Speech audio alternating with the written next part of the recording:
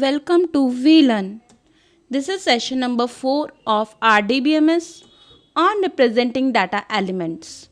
In this session, we are going to cover topics data elements and fields, guidelines, naming data objects, representing relational database elements, records, representing block and record address, client server systems, what do the server and what characteristics of client and server.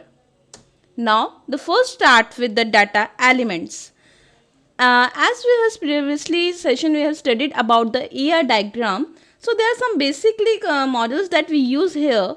In this model we use some basic elements. That's already something we have discussed in last session. So there were models that analyze that information gathered during the requirement analysis. The purpose of what we are classifying data objects, identifying. This the data element are those which are required for ER diagram. So in order to begin with the construct the basic model, the modeler must analyze the information gathered during the requirement analysis. जब हमें कुछ बनाना होता है तो उससे पहले analysis का work होता है कि वो पहले समझे कि उसको किस चीज़ की ज़रूरत है. So for analyze for the purpose of what are these classifying data objects as either entity or attributes, identifying and defining relationships between entities, naming and defining identified entities, attributes and relationships, documenting this information in data documents. So these are the requirement that is very necessary to analyze कि हमें data किस तरह classify होना चाहिए, कहाँ किसका किस लिए यूज़ होता है, इनकी क्या नेमिंग होंगी एंड क्या उनका डॉक्यूमेंटेशन में हमें पर्पस है, क्यों हम उसमें यूज़ करें. They are to be identified defined in the documents. So after that there are some guidelines which we use for the ER model.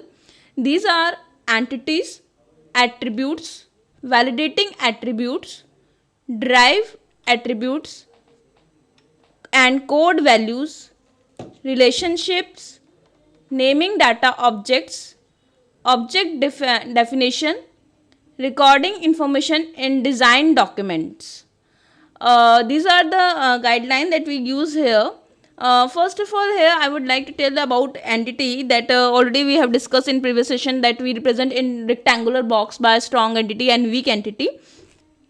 Hence I will tell you again here, there is definition of entity. You can say any distinguishable person, place, thing, event or concept about which information is kept. You can say entity, a thing which can be distinctly identified. Any distinguishing object which is represented in the database. These are, you can see, be entities. And the definition that commonly we call the entities, can you say that you can say the entity should not be used to distinguish between time periods. For example, and it is the first quarter period, quarter profit, second quarter profit, etc. So should be collapsed into a single entity, that's called profits. Now next is attributes. Attributes are data objects that either identify or describe entities. Attributes that identify entities are called key attributes, and attributes that describe an entity are called non-key attributes. So attributes we have already defined in previous session, how we represent by the oval symbol. Next is here validating attributes. In validating attributes, are those values that should be atomic, let's not be multiple, and it represent in the single fact that having disaggregated data allowed simpler programming, greater reusability of data and easier implementation of changes. So this was the about validating of the attributes. Next is the derived attribute and code values. There are basically two areas where the data modeling expert disagree, is whether derived attribute and attribute whose value are codes should be permitted in data. Model derived attribute are those created by formula or by summary operation on other attributes. So as I already discussed in the last session, there are some derived attribute as well through which are taken out by the some other values, like we discuss about, if you know the date of birth, you can identify the age. So derived data is often important for both manager and also for the user, therefore this should be included in the data model, and it's just important. Whereas that's more so the document drive, that is attribute that just you should be attribute include the drive attributes. So this was about the drive attributes and the code values. On the next is here relationship. जैसे कि हम ER diagrams में main role relationships का होता है, जो हमारे more than one entities के बीच में शो करता है. Relationships are the association between entities. Typically, a relationship indicated by verb connecting two or more entities. So here employee are assigned, you can say the example is employee and the project. You can say the employee working on a project. So there is a relationship between the project and the employee that they are assigned. You can say employee are assigned to project. So employee and project can be considered an entity, and to assign you can consider a relationship. So a relationship identifier, this should be classified in terms of cardinality, optionality, direction and dependence that you can be used, that I already told you in the previous session. We can use cardinality and relationship also, like one to one, one to many and many to one.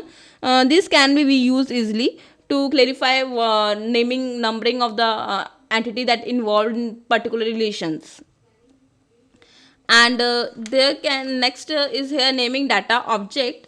That name should have the some properties that like unique, have meaning to the end user, contain the minimum numbers of words needed to uniquely and accurately describe object. And some author that assign using abbreviation or acronyms, that because they might lead to confusion but about what they mean. Other believe using abbreviation or acronyms are acceptable, that provide that they are universally and used understood with the organization. So this was the about naming data object and object definition, that is very necessary to define the what we are using here, the particular objects and the recording information in the document, that what we use, that is very necessary to define everything in a document in the proper way. Like recording information, you can say the design document record detailed information about each object that used in the model. And as you name, define and describe object, this information should be placed in this document.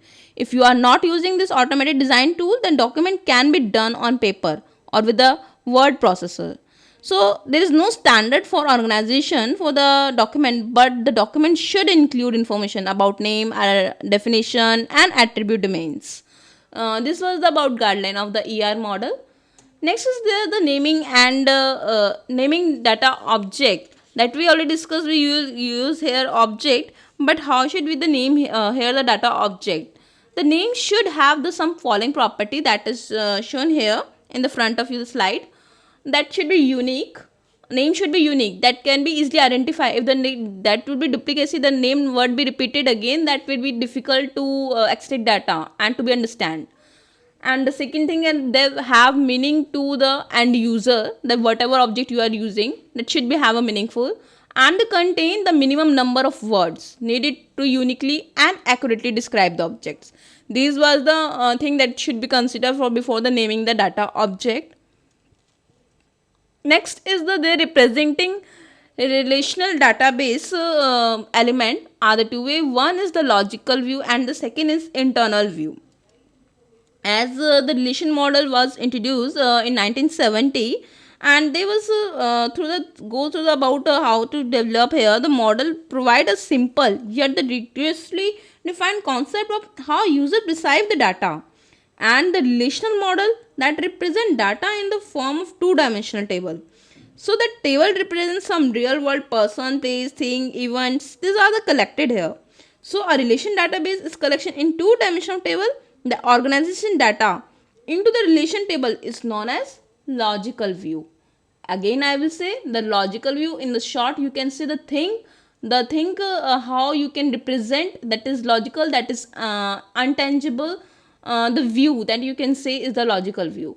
And the internal view, that is the relation database that present the data user and program. The way the database software physically stored the data on computer disk system is called internal view. Internal view can be different from the product to product and does not concern with the here. So internal view can be the basically the thing where the data is actually stored on the hard disk. This was the about representation database element, and the next is the records. The data is usually stored in the form of record.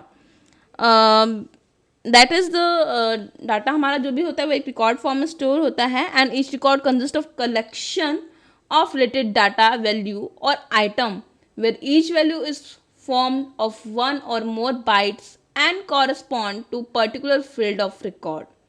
Record usually describe entity and their attributes. I hope it will be very clear to you that records contain our data information which is related to a particular task, a particular field that is required by the user. An example you can consider: an employee and record represent an employee entity, and each field value in record specifies some attribute of that employee, such as name, birth date, salary, supervisor, or collection of field name and their corresponding data type constitute a record type or record format definition. Here a data type association with each field specified the type of value field can be taken here. That I already tell you that a name, birth date, salary that we will use here. So these are the just basically a record of a employee. And if we store this in the table, this some contain of its data type also. So data type basically a field that you can standard data type that's used in the programming that include numeric. Numeric you can represent integer, long integer, floating point. If you use the number terms, if you use the characters, you can give here fixed length and varying as required, and the boolean value you can use. These are the data type that we can use to define the records which you will use of a table. And next is here representing block and record address. How will you present that is within the block? Here the field attributes that need to be represented by fixed or variable length sequence of bytes. Here fields are put together in fixed or variable length. Collection are called here records like tuples or object. आप tuples बोल सकते हैं. Table की जो particular रो होती है, tables row are called here tuples. And the record we already discussed here what is records and objects. So I hope it will be very clear to you. And the next point is here a collection of records that forms a relation or the extent of a class is stored as a collection of block is called a file. Basically here we told you about the what is tuple. And the one more thing here, the schema that is stored together to record, that it contain type of field, the field within the record, size of record, timestamp. So here the schema that is used to access specific field in record, that records are stored in the block. So the block are contain only one kind of record. So block contain a from starting to ending where the data is represented here, the starting and end. Next is here about the client server system, that the principle is that user has client program and he and she asked information or say the data from the server program. So the server purchases the data and send it back to the client, that putting the other that we can say that the user is the client and he uses a client program to start a client process that send message to server, which is a server program, and to perform the task of service. Just like example, you can say over the internet you are using the data and from network where the server they send the requests by the client, the information as required by the client. So here you can say also system that are characterized by the use of multiple process or work together in the form of system solution. So there's the type of some cooperative and the client server system, that P2P system you can say one-to-one connection end-to-end where directly one user sending data and another to receiving data. So the client and server system consists of the three major components. Basically you can say a server with relational database, a client with the server interface with the network hardware connection in between, and client and server is an open system with a number of advantages such as interoperability, scalability, adaptability, and data integrity, accessibility, performance, security. These all the come under the service of in the client and server system. Next is what do the client program. What the program side that is basically do, they usually deal with the managing the application user interface part, the confirming the data given by user, they send out the request to server programs, and they managing local resources like monitor, keyboard, and peripherals. There, the client-based processing is the application that user interact with, and it contains solution-specific logic and provides the interface between the user and the rest of the application system. In this sense, graphical user interface is one characteristic of the client. That is the main thing. The user can easily interact with it. And the second is what do the server. That is the purpose of fulfilling the client request. Basically, server role is the what the client request that is to be fulfilled. What they do is the basically journal is the receive request, execute database retrieval and updates. They manage data integrity. They send the result to client back. They act as a software engine and they manage shared resources like database, pointers, printers, communications links. This was the that was the, in about the server that response here. Basically, server do this that can be common complex logic. It can be simply the information on it using this its own resources. So it can employ some other machine and network also. So in other words, we can say single client and the single server can be work here. Multiple clients and single server can work here. Single client, multiple server work here, and multiple client, multiple servers can be work over the network. That send and request can be easily done. Next is the what the makes a design and client server to be designed. There are basically many answer about the differentiation about client server architecture from some other design. So there is no single correct answer, but generally that is accept a client application as a user interface or an intelligence database engine of the server. So there is a well designed client application that do not hard the code detail of how or where the data is physically stored, fetch and manage, or not they perform low level data manipulation. So the communication over data network is the various abstract level that can be bulk of messages to be sent that is not easily that is not visible to the client side, but and how the data is sent over the network. Thus they send information and they get as they required. So there are the some main thing characteristics of the client and server are this. They are the centralized intelligent servers. This is the network connectivity, operational challenge workstations, application leverage server intelligence, shared data, processor, support, hardware, system resources use minimized, and maximize design trade-off. Basically here the centralized intelligence service is that the server in the client's server system is more than just is the file repository where the multiple users can share the files sector over the network. The client server are the intelligent because they carry out command in the form of SQL, that is structured query language, that question that return the answer as formed by the client or the sets. Over the network connectivity, you say there is the answer to be connect over the client to by the network that could be LAN, WAN or internet. However, most correctly designed client server design do not consume the significant resources on a wire.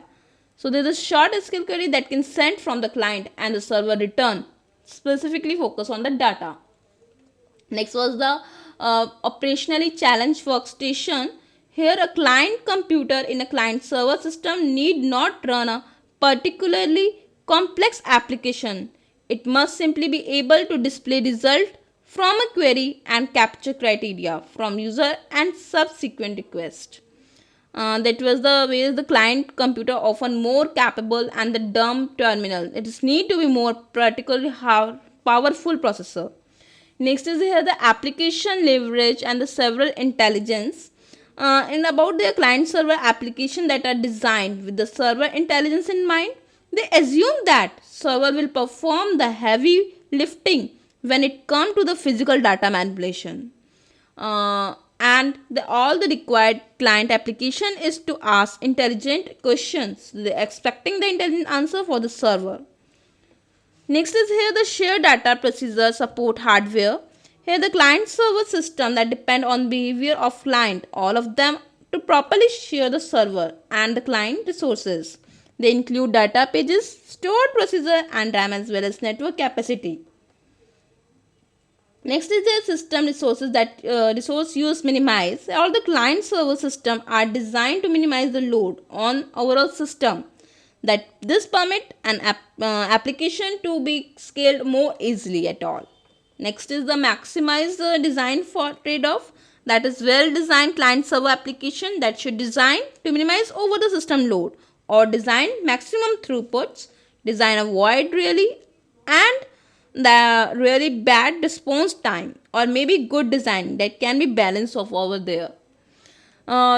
This was all that's all in this session, and this is the exercise that you can do it by yourself. That was first question is what are the various property that has to be followed while naming data objects. Second question that what are characteristics of client server application. This is all about today of this session. Now we are winding up here. Thank you so much. Happy learning. We learn.